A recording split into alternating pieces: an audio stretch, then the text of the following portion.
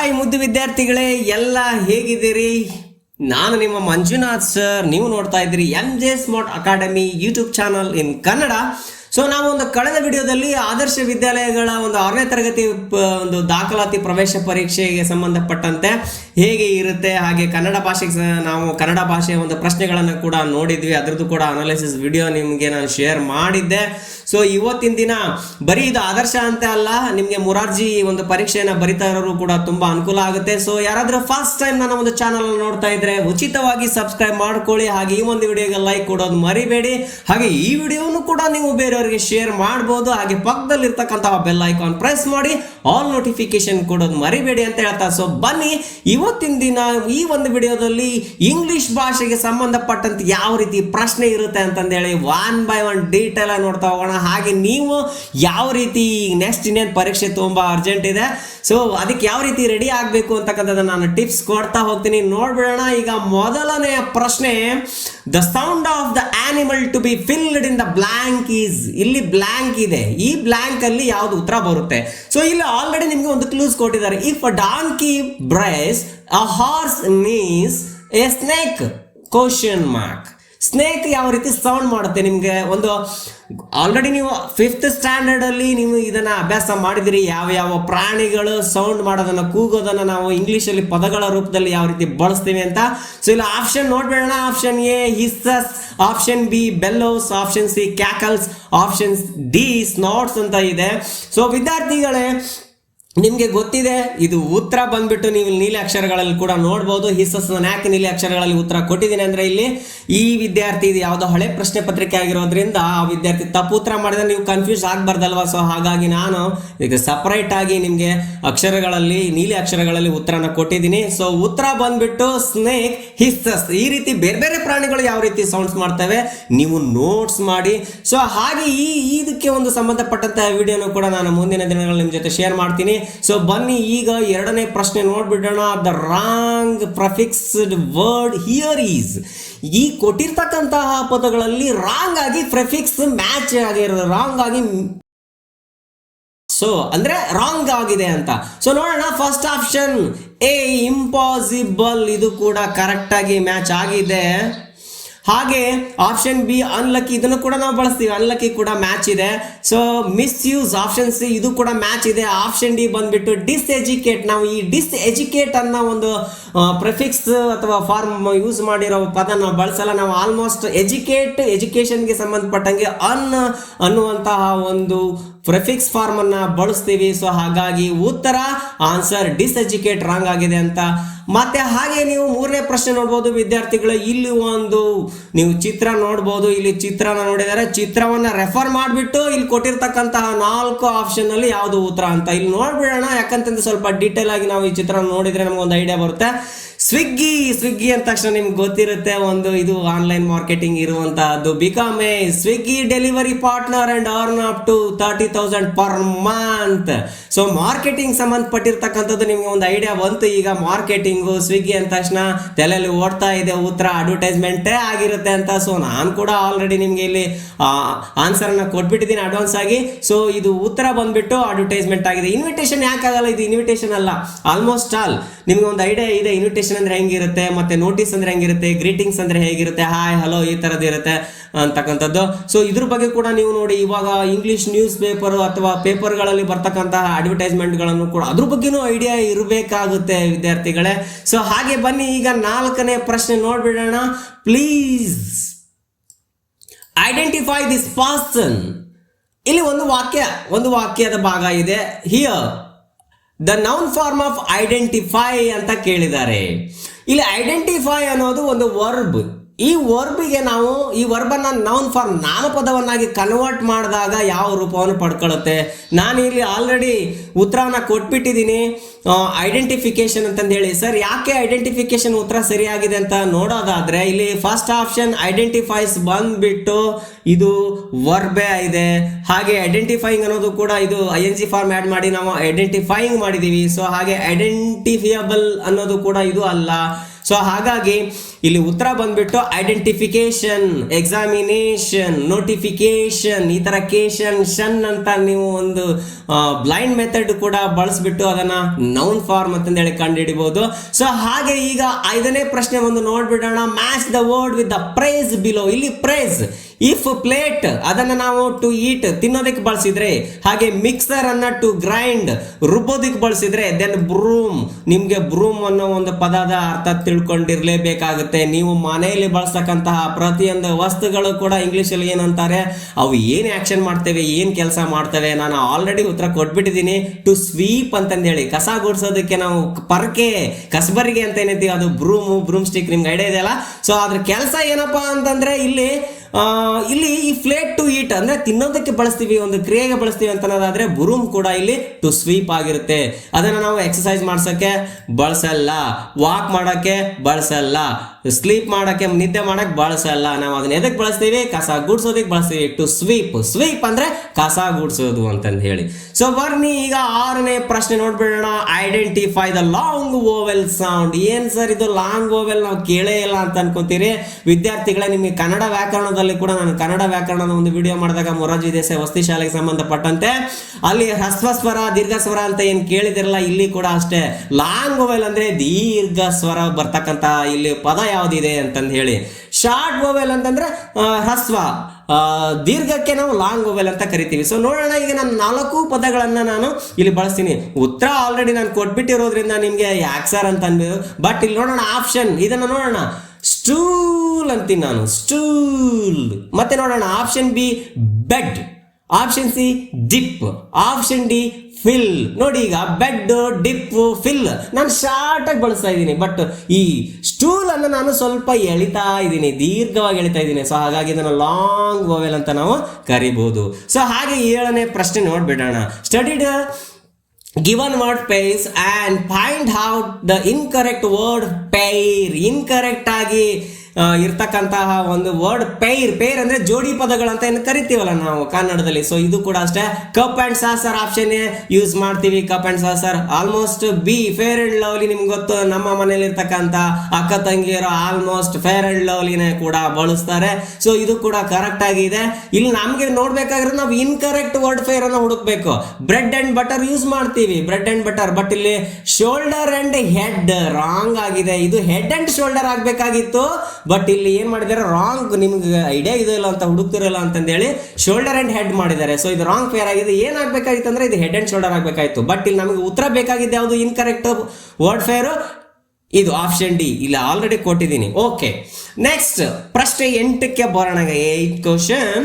Identify the silent letter in the words given below. ನಮ್ಗೆ English ಅಲ್ಲಿ silent ಲೆಟರ್ಗಳು ಬಂದಾಗ ಯಾವಾಗ ಸೈಲೆಂಟ್ ಮಾಡಬೇಕು, ಯಾವಾಗ ಅದನ್ನ ಸ್ಟ್ರೆಸ್ ಕೊಟ್ಟು ಓದಬೇಕು, ಈ ಥರದ್ದೆಲ್ಲ ತುಂಬ ಕನ್ಫ್ಯೂಷನ್ ಇರುತ್ತೆ. ಆಲ್ಮೋಸ್ಟ್ ಅಲ್ಲಿ ನಿಮಗೆ ಇದೇನು ಕಷ್ಟದ ಪ್ರಶ್ನೆ ಅಲ್ಲ. ಆಲ್ಮೋಸ್ಟ್ ನಿಮ್ಮ ಒಂದು ಪಠ್ಯ ಪುಸ್ತಕದಲ್ಲಿ ಬಂದಿರತಕ್ಕಂತಹ ಪದಗಳೇ ಇವು. ಸೊ ಇಲ್ಲಿ ನೋಡ್ಬೋದು ಪಾಮ್, ಕುಡ್, ಚಾಕ್, ಶುಡ್. ನಾನು ಅಲ್ಲಿ ಒಂದು ಲೆಟರ್ ಅನ್ನ ಪ್ರೊನೌನ್ಸ್ ಮಾಡ್ತಾ ಇಲ್ಲ, ಆಲ್ರೆಡಿ ಉತ್ತರ ಕೊಟ್ಬಿಟ್ಟಿದ್ದೀನಿ. ಬಿಡಿ ಸರ್ ಮತ್ತೇನು ಹೇಳ್ತೀರಾ ಅಂತ ಅನ್ಕೋಬೇಡಿ. ಯಾಕೆ ನೋಡೋಣ, ಇಲ್ಲಿ ಏನು ಒಂದು ಅನಲೈಸ್ ಮಾಡೋಣ. ಪಾಮ್, ಇಲ್ಲಿ ನಾನು ಎಲ್ಲನ್ನ ಪ್ರೊನೌನ್ಸ್ ಮಾಡ್ತಾ ಇಲ್ಲ. ಕೆಲವರು ವಿದ್ಯಾರ್ಥಿಗಳು ಕುಲ್ಡ್, ಶುಲ್ಡ್ ಈ ತರ ನನ್ನ ಸ್ಟೂಡೆಂಟ್ಸ್ ಕೂಡ ಮಾಡ್ತಿರ್ತಾರೆ. ಬಟ್ ಕೆಲವರಿಗೆ ಈ ಸೈಲೆಂಟ್ ಲೆಟರ್ಸ್ ಗಳ ಬಗ್ಗೆ ಐಡಿಯಾ ಇಲ್ಲಲೇ ಇರೋರು. ಬಟ್ ಐಡಿಯಾ ಇರೋರು ಅದನ್ನ ಎಲ್ ಲೆಟರ್ ಇದೆ, ಬಟ್ ನಾವು ಪ್ರೊನೌನ್ಸ್ ಮಾಡಬೇಕಾದಾಗ, ಉಚ್ಚಾರಣೆ ಮಾಡಬೇಕಾದಾಗ ಎಲ್ ಅನ್ನ ನಾವು ಸೈಲೆಂಟ್ ಮಾಡ್ತೀವಿ. ಸೊ ಹಾಗಾಗಿ ಇಲ್ಲಿ ಓ ಅನ್ನ ನಾವು ಇಲ್ಲಿ ಸೈಲೆಂಟ್ ಮಾಡಲ್ಲ, ಡಿ ಅನ್ನ ಸೈಲೆಂಟ್ ಮಾಡಲ್ಲ, ಯು ಅನ್ನ ಸೈಲೆಂಟ್ ಮಾಡಲ್ಲ. ಸೈಲೆಂಟ್ ಮಾಡಬೇಕಾಗಿರೋ ಲೆಟರ್ ಯಾವುದು ಅಂತಂದ್ರೆ ಎಲ್. ಸೊ ಆಪ್ಷನ್ ಇಲ್ಲಿ ಉತ್ತರ ಯಾವುದು, ಎಲ್ ಆಗಿರುತ್ತೆ. ಸೊ ಕ್ವಶನ್ ನಂಬರ್ 9 ನೋಡ್ಬಿಡೋಣ. Rama left his kingdom and went into the forest to keep his father's words. ಇಲ್ಲಿ his 2 times ಇಲ್ಲಿ ಅಂಡರ್ಲೈನ್ ಆಗಿದೆ. ಸೊ ಇಲ್ಲಿ ಹಿಯರ್ his refers to, ಇಲ್ಲಿ ಯಾರನ್ನ ರೆಫರ್ ಮಾಡ್ತಾ ಇದ್ದೀವಿ ಈ ವಾಕ್ಯದಲ್ಲಿ ಅಂತ. ಸೊ ನೀವು ನೋಡ್ಬೋದು ಇಲ್ಲಿ ಕಿಂಗ್ ಬರುತ್ತಾ, his Rama left his Kingdom. ಇಲ್ಲಿ ಕಿಂಗ್ ಅಂತರೂ ಅಲ್ಲ. ಸೊ ಹಾಗೆ ಆಪ್ಷನ್ ಬಿ ರಾಮ ಆಗಿದೆಯಾ. ಸೊ ಉತ್ತರ ಏನಾಗಿದೆ ಅಂತಂದ್ರೆ ಇಲ್ಲಿ ರಾಮನೇ ಉತ್ತರ. ಯಾಕೆ ಅಂತಂದ್ರೆ ಇಲ್ಲಿ ನೀವು ನೋಡ್ಬೋದು ಏನು ಪ್ರಶ್ನೆ ಶುರುವಾಗದೆ Rama left his kingdom. Rama ತನ್ನ ಒಂದು ರಾಜಧಾನಿಯನ್ನ ಬಿಟ್ಟು went into the forest to keep his father's words. ನಿಮ್ಗೆ ಗೊತ್ತಿದೆ ರಾಮಾಯಣದ ಒಂದು ಸ್ಟೋರಿ. ಸೊ ಇಲ್ಲಿ ಹಿಸ್ ಅನ್ನೋದು ಅಂದ್ರೆ ಅವನ, ಇಲ್ಲಿ ಲಕ್ಷ್ಮಣ ಕೊಟ್ಟಿದ್ದಾರೆ, ಲಕ್ಷ್ಮಣ ಅಂತರೂ ಬರಲ್ಲ, ಫಾದರ್ಸ್ ಅಂದ್ರೂ ಬರೋದೇ ಇಲ್ಲ. ಸೊ ಇಲ್ಲಿ ಉತ್ತರ ಬಂದ್ಬಿಟ್ಟು ರಾಮ ಆಗಿರುತ್ತೆ ವಿದ್ಯಾರ್ಥಿಗಳೇ. ಸೊ ಇದು ಆ ವಿದ್ಯಾರ್ಥಿ ತಪ್ಪು ಉತ್ತರ ಮಾಡಿದಾನೆ, ಲಕ್ಷ್ಮಣ ವಿದ್ಯಾರ್ಥಿ ಒಂದು ಅಂಕ ಕಳ್ಕೊಂಡ್ಬಿಟ್ಟಿದ್ದಾನೆ ಪಾಪ. ಸೊ ಈಗ ಬಂದ್ಬಿಡೋಣ, ಈಗ 10th ಕ್ವಶನ್ಗೆ ಬರೋಣ. Fill in the blank with suitable form of the verb given in below. ನೀವು ನೋಡ್ಬೋದು ಈ ತರ ಬಂದಾಗ ಸರ್ ತುಂಬಾ ಕನ್ಫ್ಯೂಸ್ ಆಗುತ್ತೆ ಸರ್. ವಿ ಬಂದಾಗ ನೀವು ಸಬ್ಜೆಕ್ಟ್ ಅಲ್ಲಿ ನೋಡ್ಬೇಕು ಫ್ಲೂರಲ್ ಫಾರ್ಮ್ ಇದೆ. ಈ ತರ ಬಂದಾಗ ಇಲ್ಲಿ ನಾನು ಉತ್ತರ ಕೊಟ್ಟಿದ್ದೀನಿ ಆಲ್ರೆಡಿ, ನಿಮಗೆ ಗೊತ್ತಾಗುತ್ತೆ. ಬಟ್ ಈಗ ನಿಮ್ಗೆ ಈಗ ನಾನು ಉತ್ತರ ಕೊಟ್ಟಿದ್ದಿಲ್ಲ ಅಂತಂದ್ರೆ ನಿಮ್ಗೆ ಗೊತ್ತೇ ಇಲ್ಲ, ಫಸ್ಟ್ ಟೈಮ್ ನೋಡ್ತಾ ಇದ್ರಿ ಅಂದ್ರೆ ಯಾವ ರೀತಿ ಉತ್ತರನ ಹುಡುಕ್ಬೇಕು ಅಂತ ನೋಡಿ. ಸೊ ಇಲ್ಲಿ ಆಪ್ಷನ್ ಈಸ್ ಇದೆ, ಈಸನ್ನ ನಾವು ಸಿಂಗ್ಯುಲರ್ ಬಳಸ್ತೀವಿ. ಸೊ ಆಪ್ಷನ್ ಡಿ ವಾಸ್, ಇದು ಕೂಡ ಸಿಂಗ್ಯುಲರ್ ಪಾಸ್ಟ್ ಫಾರ್ಮ್ ಅಲ್ಲಿ ಯೂಸ್ ಮಾಡ್ತೀವಿ. ನಮ್ಗೆ ಇಲ್ಲಿ ಕನ್ಫ್ಯೂಷನ್ ಬರೋದು ಆರ್ ಹ್ಯಾವ್ ಅಂತಂದೇಳಿ. Almost all we are come ನಾವು ಬಳಸೋದೇ ಇಲ್ಲ, ನಾವು ಇಂಗ್ಲಿಷ್ ಅಲ್ಲಿ ಯೂಸೇಜ್ ಇಲ್ಲ. ಯಾಕೆ ಅಂತಂದ್ರೆ we next are auxiliary verb ಹಾಕಿದೀವಿ, ವಿ ಆರ್ ಅಂತಂದ್ರೆ ಇಲ್ಲಿ ಕಮ್ ಇರೋದು, ಅಟ್ಲೀಸ್ಟ್ ಕಮ್ಮಿಂಗ್ ಆದ್ರೂ ING ಫಾರ್ಮ್ ಬರಬೇಕಾಯ್ತು. ಸೊ ಬರಲ್ಲ. ಸೊ ಇಲ್ಲಿ ಉತ್ತರ ಬಂದ್ಬಿಟ್ಟು ಆಪ್ಷನ್ ಬಿ ಹ್ಯಾವ್ ಫಾರ್ಮ್ ಅನ್ನ ಯೂಸ್ ಮಾಡ್ತೀವಿ. ಯಾಕೆ ಅಂತಂದ್ರೆ we have come to their home to celebrate Ganesha festival ಅಂದಾಗ ಇಲ್ಲಿ ಪ್ರೆಸೆಂಟ್ ಪರ್ಫೆಕ್ಟ್ ಟೆನ್ಸ್ ಅನ್ನ ಹೇಳ್ತಾ ಇದೆ. ಇಲ್ಲಿ ಹ್ಯಾವ್ ಅನ್ನೋದು ಪ್ರೆಸೆಂಟ್ ಹೇಳ್ತಾ ಇದೆ. ಸೊ ಇಲ್ಲಿ ಕಮ್ ಅಂತಕ್ಕಂಥದ್ದು verb EN form, come came come ನೀವು V3 ಫಾರ್ಮ್ ಅಥವಾ VN ಫಾರ್ಮ್ ಅಂತ ಏನು ಕರಿತೀರಿ, ಇರೆಗ್ಯುಲರ್ ವರ್ಬ್ ಆಗಿರೋದ್ರಿಂದ ಇಲ್ಲಿ ಸ್ವಲ್ಪ ಕನ್ಫ್ಯೂಷನ್ ಆಗುತ್ತೆ. ಬಟ್ ಇಲ್ಲಿ ಉತ್ತರ ಬಂದ್ಬಿಟ್ಟು have, we have come to their home to celebrate Ganesha festival. ಇದು ಒಂದು ಪ್ರೆಸೆಂಟ್ ಪರ್ಫೆಕ್ಟ್ ಟೆನ್ಸ್ ಆಗಿರುತ್ತೆ. ಸೊ ನೋಡಿ ವಿದ್ಯಾರ್ಥಿಗಳೇ, ನೀವು ಇಂಗ್ಲೀಷಲ್ಲಿ ಬರ್ತಕ್ಕಂತಹ ಟೆನ್ಸ್ ಮತ್ತು ಅದರ ಫಾರ್ಮ್ಸು, ಯಾವ್ಯಾವ ಟೈಮು ಟೆನ್ಸ್ ಯಾವಾಗ ನಾವು ಬಳಸ್ತೀವಿ ಅದ್ರ ಬಗ್ಗೆ ಒಂದಿಷ್ಟು ಐಡಿಯಾ ಇಟ್ಕೋಬೇಕಾಗುತ್ತೆ. ವರ್ಬ್ಸಲ್ಲಿ ಆಕ್ಸಿಲರಿ ವರ್ಬ್ಸ್ ಕೂಡ ಕಲಿಬೇಕು. ಮೇನ್ ವರ್ಬ್ಸ್ ಹೇಗಿರ್ತವೆ ಅದನ್ನು ಕೂಡ ವೆರಿ ಇಂಪಾರ್ಟೆಂಟ್. ಸೊ ಇಲ್ಲಿ ನೋಡೋಣ ಕ್ವಶನ್ ನಂಬರ್ 11. ಇದು ಕೂಡ ನಿಮ್ಮ ಒಂದು ಪಾಠದಲ್ಲೇ ಬಂದಿರತಕ್ಕಂಥದ್ದು. ಸೊ ಒಂದು ಸ್ಮಾಲ್ ಪ್ಯಾರಾಗ್ರಾಫ್ ಇದೆ. Sisters and brothers of America, it fills my heart with joy unspeakable to rise in response to the warm and cordial welcome which you have given us. I thank you in the name of the most ancient order of monks in the world, in the name of mother of religions, and in the name of millions and millions Hindu people of all classes and sects. The above speech refers to, ಇದು ಯಾರು ಕೊಟ್ಟಿರ್ತಕ್ಕಂಥದ್ದು ಅಂತ ನೋಡೋದಾದ್ರೆ option ನಿಮಗೆ Abdul Kalam at NASA, Mahatma Gandhi in South America, Swami Vivekananda at Chicago, Bill Clinton in the White House. ಇದು ಉತ್ತರ ಬಂದ್ಬಿಟ್ಟು ಸ್ವಾಮಿ ವಿವೇಕಾನಂದ. ನಮ್ಗೆ ಆಲ್ರೆಡಿ ನಮಗೆ ಇದು ಚಿರಪರಿಚಿತ. ಸ್ವಾಮಿ ವಿವೇಕಾನಂದರವರು ಯಾವ ರೀತಿ ಅಮೆರಿಕಾದ ಒಂದು ಚಿಕಾಗೋ ನಗರದಲ್ಲಿ ನಡೆದಂತಹ ಧಾರ್ಮಿಕ ಸಮ್ಮೇಳನದಲ್ಲಿ ಭಾಗವಹಿಸಿದಾಗ sisters and brothers of America ಅಂದಾಗ ಅಲ್ಲೆಲ್ಲ ತುಂಬಾ ಜನ ಚಪ್ಪಾಳೆಯನ್ನ ಹೊಡಿತಾರೆ. ಆವಾಗ ಒಂದು ಈ ಇಂಡಿಯಾದಿಂದ ಹೋಗಿರ್ತಕ್ಕಂತಹ ಒಬ್ಬ ಸನ್ಯಾಸಿ ಏನು ಎಂತ ಅವಾಗ ಗೊತ್ತಾಗುತ್ತೆ. ಈ ಪಾಠದಲ್ಲಿ ಕೂಡ ಇದೆ, ನಿಮಗೆ ಪಾಠ ಓದಿದಿರಿ. ಸೊ ಈ ತರದ್ದು ಕೂಡ ನಿಮಗೆ ಪಾಠಕ್ಕೆ ಸಂಬಂಧಪಟ್ಟಂತೆ ಒಂದಿಷ್ಟು ಸೆಂಟೆನ್ಸ್ಗಳನ್ನು ಕೊಟ್ಬಿಟ್ಟು ಈ ಸ್ಟೇಟ್ಮೆಂಟ್ ಯಾರ್ದು, who said this to whom said, ಈ ತರ ಪ್ರಶ್ನೆಗಳನ್ನು ಕೂಡ ಕೇಳಬಹುದು. ಸೊ ಹಾಗಾಗಿ ಪಾಠದಲ್ಲಿರೋ ಪ್ರಶ್ನೆಗಳನ್ನು ಕೂಡ ನೀವು ಓದಬೇಕಾಗುತ್ತೆ. ಸೊ ಇಲ್ಲಿ ನೀವು ನೋಡ್ಬಿಡಿ, arrange the 12th question, arrange the following words in the order of dictionary. ಇಲ್ಲಿ ಡಿಕ್ಷನರಿ ಆರ್ಡರ್ ಅಂದ್ರೆ ನಿಮ್ಗೆ ಗೊತ್ತಿರುತ್ತೆ, ಆಲ್ಫಾಬೆಟಿಕಲ್ ಆರ್ಡರ್ ಅಲ್ಲಿ ನಾವು ಡಿಕ್ಷನರಿ ವರ್ಡ್ಸ್ ಅನ್ನ ಮಾಡಿರ್ತೀವಿ. ಇಲ್ಲಿ ನಿಮ್ಗೆ ಡಿಕ್ಷನರಿ ರೆಫರ್ ಮಾಡೋ ಒಂದು ಸ್ಕಿಲ್ ಇದೆಯೋ ಇಲ್ಲ ಅನ್ನೋ ಟೆಸ್ಟ್ ಮಾಡ್ತಕ್ಕಂತಹ ಪ್ರಶ್ನೆ ವಿದ್ಯಾರ್ಥಿಗಳೇ. ಸೊ ಇಲ್ಲಿ ಆನ್ಸರ್ ಬಂದ್ಬಿಟ್ಟು ನೋಡ್ಬೋದು ನೀವು, ಏನು great, great, grand, grind, option be great, grand, great, grand, ಈ ತರ ಇದೆ. ಸೊ ಇಲ್ಲಿ ನಾವು ಅಬ್ಸರ್ವ್ ಮಾಡೋದು ನೋಡೋದಾದ್ರೆ GR ಕಾಮನ್ ಆಗಿದೆ, 2 ಲೆಟರ್ಸ್ ಕೂಡ ಕಾಮನ್ ಆಗಿ ಇದೆ ನೋಡ್ಬೋದು ಇಲ್ಲಿ ನೀವು. ಸೊ ನಮಗೆ ಇಲ್ಲಿ ಕನ್ಫ್ಯೂಷನ್ ಮಾಡ್ತಾ ಇರೋದು 3rd ಲೆಟರ್ ಇಂದ ಶುರುವಾಗುವಂಥದ್ದು, 3rd ಲೆಟರ್ ಇಂದ ಶುರುವಾಗುತ್ತೆ. ಎಲ್ಲ ಆಲ್ಮೋಸ್ಟ್ ಅದೇ ಪದಗಳು, ಬಟ್ ಇಲ್ಲಿ ಶಫಲ್ ಆಗಿದೆ. ಸೊ ಇಲ್ಲಿ ನೀವು ನೋಡ್ಬೋದು ನಿಮಗೆ ಯಾವ ರೀತಿ ನಾನು ಉತ್ತರ ಮಾಡಿದ್ದೀನಿ ಅಂತ. ಗ್ರ್ಯಾಂಡ್ ನೋಡಿ, ಇಲ್ಲಿ 3rd ಲೆಟರ್ A ಇದೆ. ಸೊ ಅಗೇನ್ ಇಲ್ಲಿ ಗ್ರೇಟ್ ನೋಡೋಣ, 3rd ಲೆಟರ್ A ಇದೆ. ಸೊ ಹಾಗೆ ಇಲ್ಲಿ ಗ್ರೇಟ್ 3rd ಲೆಟರ್ E ಇದೆ. ಸೊ ಹಾಗೆ ಇನ್ನೊಂದು ವರ್ಡ್ ನೋಡೋದಾದ್ರೆ 3rd ಲೆಟರ್ I ಇದೆ. ಇಲ್ಲಿ ನೋಡ್ಬೋದು ನಿಮಗೆ 3rd ಲೆಟರ್ A ಆದ ತಕ್ಷಣ ಈ ಆದ್ಮೇಲೆ I ಬರೋದ್ರಿಂದ ಸೊ ಉತ್ತರ ಯಾವ್ದಾಗಿದೆ ಅಂತಂದ್ರೆ ಇಲ್ಲಿ ಆಪ್ಷನ್ ಸಿ ಉತ್ತರ ಕರೆಕ್ಟ್ ಆಗಿದೆ. ಯಾಕೆ ಎ, ಇಲ್ಲಿ ನಿಮಗೆ ತುಂಬಾ ಕನ್ಫ್ಯೂಷನ್ ಇರುತ್ತೆ, ಬಟ್ ನಿಮಗೆ ಲೆಟರ್ ವೈಸ್ ನೋಡ್ಕೊಂಡು ಬಂದು ನೀವು ಆಲ್ಫಾಬೆಟಿಕಲ್ A ಇಂದ Z ವರೆಗೂ ಫಸ್ಟ್ ಲೆಟರ್ ಸೇಮ್ ಇದೆ, ಸೆಕೆಂಡ್ ಲೆಟರ್ ಸೇಮ್ ಇದೆ. ಅವಾಗ ಮೊದಲ 2 ಲೆಟರ್ಗಳನ್ನ ಬಿಟ್ಬಿಡಿ, 3rd ಲೆಟರ್ ಅನ್ನ ನೀವು ಫಾಲೋ ಮಾಡ್ತಾ ಯಾವ್ದು ಫಸ್ಟ್ ಬರುತ್ತೆ, ಯಾವ್ದು ಸೆಕೆಂಡ್ ಬರುತ್ತೆ, ಯಾವ್ದು 3rd 4th, ಈ ತರ ಒಂದು ಡಿಕ್ಷನರಿ ಆರ್ಡರ್ ಮಾಡೋದು ಕೂಡ ನಿಮ್ಗೆ ಒಂದು ಐಡಿಯಾ ಇರಬೇಕಾಗುತ್ತೆ. ಸೊ ಹಾಗೆ 13th ಕ್ವಶನ್ ನೋಡೋಣ. Fill in the boxes of the cross word. ನಿಮಗೆ ಪದ ಏನು ಈ ರೀತಿ ನೀವು ನ್ಯೂಸ್ ಪೇಪರಲ್ಲಿ ಕೂಡ ಇರುತ್ತೆ. ಕನ್ನಡದಲ್ಲಿ ಪದಬಂಧ ಯಾವ ರೀತಿ ಬಿಡಿಸೋದು, ಯಾವ ರೀತಿ ನೀವು ಇಲ್ಲಿ ಲೆಟರ್ಸ್ಗಳನ್ನು ಹಾಕೋದ್ರ ಮೂಲಕ ನಿಮಗೆ ಕ್ಲೂ ಕೊಟ್ಟಿದ್ದಾರೆ. ಇಲ್ಲಿ ಒಂದು A to follow elders words top to bottom ಅಂತಂದ್ರೆ ಮೇಲಿನಿಂದ ಕೆಳಕ್ಕೆ. ಇಲ್ಲಿ ಕೊಟ್ಬಿಟ್ಟಿದ್ದಾರೆ, ಏನು ಬಿ ಕೊಟ್ಟಿದ್ದಾರೆ ಮತ್ತೆ ಕೊನೆಗೆ ವೈ ಕೊಟ್ಟಿದ್ದಾರೆ. ಸೊ ನಾವು ಆಲ್ಮೋಸ್ಟ್ ಆಲ್ ಏನು ಮಾಡ್ತೀವಿ ಅಂತಂದರೆ ಟಾಪ್ ಟು ಬಾಟಮ್ಗೆ ನಾವು ಇಲ್ಲಿ ಮ್ಯಾಚ್ ಮಾಡ್ತಾ ನೋಡ್ಬೋದು ಇಲ್ಲಿ ಯಾವ್ದು ಮ್ಯಾಚ್ ಆಗುತ್ತೆ ಅಂತಕ್ಕಂಥದ್ದು. ಇಲ್ಲಿ ಆಲ್ಮೋಸ್ಟ್ ಒಬೆ ಅನ್ನೋ ಒಂದು ನಾವು ವರ್ಡನ್ನು ಬಳಸ್ತೀವಿ, ಟು ಫಾಲೋ ಎಲ್ಡರ್ಸ್ ವರ್ಡ್ಸ್. ಇಲ್ಲಿ ನಿಮಗೆ ನೋಡ್ಬೋದು ಒಬೆ ಓ ಫಿಲ್ ಮಾಡ್ಬೋದು. ನೆಕ್ಸ್ಟ್ ಸೆಕೆಂಡ್ ಲೆಟರ್ ಬಿ ಇದೆ, ಥರ್ಡ್ ಲೆಟರ್ ಇ ಆಗಬೇಕು, ಕೊನೆ ಲೆಟರ್ ವೈ ಇದೆ. ಸೊ ಇಲ್ಲಿ ನೋಡೋಣ ನಮಗೆ ಬೇಕಾಗಿರೋದು ಯಾವುದು, ಬಿ ವೈ ಇದೆ. ಈಗ ನಾವು ಓ ಮತ್ತು ಇ ಅನ್ನು ಹುಡುಕ್ಬೇಕು. ಇಲ್ಲಿ ಎಲ್ಲಿದೆ ಓ ಇ ಅಂತಕ್ಕಂಥದ್ದನ್ನು ನೋಡೋದಾದ್ರೆ ಇಲ್ಲಿದೆ ನೋಡಿ, ಆಪ್ಷನ್ ಡಿ.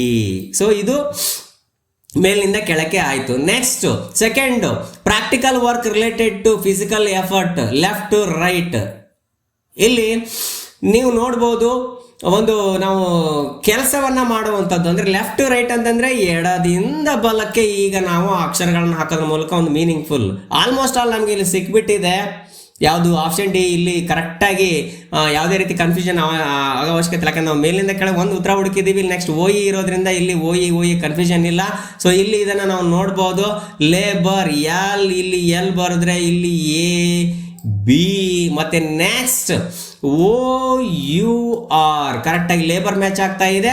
ಸೊ ನಮಗೆ ಇಲ್ಲಿ ಮಿಸ್ ಆಗಿರ್ತಕ್ಕಂಥ ಸ್ಪೆಲ್ಲಿಂಗ್ಸ್ ಯಾವುದು ಅಂತಂದ್ರೆ option D O E and L A O R. So ಈ ರೀತಿನೂ ಕೂಡ ನಿಮ್ಮನ್ನ ಟೆಸ್ಟ್ ಮಾಡ್ತಾರೆ. ಸೊ ಬಹಳ ಕೇರ್ಫುಲ್ ಆಗಿ ಇಲ್ಲಿ ಇದು ನಿಮ್ಮ ಒಂದು ವೊಕ್ಯಾಬುಲರಿಗೆ ಸಂಬಂಧಪಟ್ಟಂತಹ ಪ್ರಶ್ನೆ. ಅಂದ್ರೆ ಇಲ್ಲಿ ನೀವು ವರ್ಡ್ಸ್ಗಳನ್ನ ಚೆನ್ನಾಗಿ ಕಲ್ತ್ಕೋಬೇಕು, ತಿಳ್ಕೊಳ್ಬೇಕಾಗುತ್ತೆ. ಸೊ ಈಗ ಕ್ವಶನ್ ನಂಬರ್ 14 ನೋಡ್ಬಿಡೋಣ. Fill in the blank with the suitable word for motion. Motion ಅಂತ ನೋಡೋದಾದ್ರೆ ಇಲ್ಲಿ ಮೋಷನ್ ಅಂತಂದ್ರೆ ಚಲನೆಗೆ ಸಂಬಂಧಪಟ್ಟಿರ್ತಕ್ಕಂಥ ಪ್ರಶ್ನೆ. A snake dash over is legs. ಇಲ್ಲಿ ಕ್ರಾಲ್ಡ್ ಅಥವಾ ಕ್ರೀಪ್ಡ್ ಅಥವಾ ಕ್ಲೈಂಬ್ಡ್ ಸ್ವಿಮ್ ಅಂತಂದು ಹೇಳಿ ಆಲ್ಮೋಸ್ಟ್ ಆಲ್ ಎ ಸ್ನೇಕ್ ಅನ್ನು ನಾವು ಕ್ರಾಲ್ಡ್ ಅಂತಕ್ಕಂತಹ ಪದದಿಂದ ಗುರುತು ಮಾಡ್ತೀವಿ. ಅದು ಕ್ರಾಲ್ಡ್, ಅದು ಚಲನೆ ಆಗೋದಕ್ಕೆ ನಾವು ಏನು ಸರ ಅಂತ ಕರಿತೀವಲ್ಲ ಇಂಗ್ಲೀಷಲ್ಲಿ, ಅದನ್ನು ಕ್ರಾಲ್ಸ್ ಹತ್ರ ಬಳಸ್ತೀವಿ. ಸೊ ಇಲ್ಲಿ ಅದನ್ನು ನಾವು ಆಪ್ಷನ್ ಎ ಕ್ರಾಲ್ಡ್ ಅಂತಂದು ಹೇಳಿ ಉತ್ತರ ಗುರುತು ಮಾಡ್ಬೋದು. ಕ್ಲೈಂಬ್ಡ್ ಆಗಲ್ಲ, ಕ್ರೀಪ್ಡ್ ಆಗಲ್ಲ, ಸ್ವಿಮ್ ಕೂಡ ಆಗಲ್ಲ ಅನ್ನುವಂಥದ್ದು. ಇದು ಕೂಡ ನಿಮ್ಮ ಟೆಕ್ಸ್ಟ್ ಬುಕ್ ಅಲ್ಲಿ ಇದೆ, 5ನೇ ತರಗತಿ ಪಠ್ಯಪುಸ್ತಕದಲ್ಲಿ ನೀವು ನೋಡ್ಬೋದು.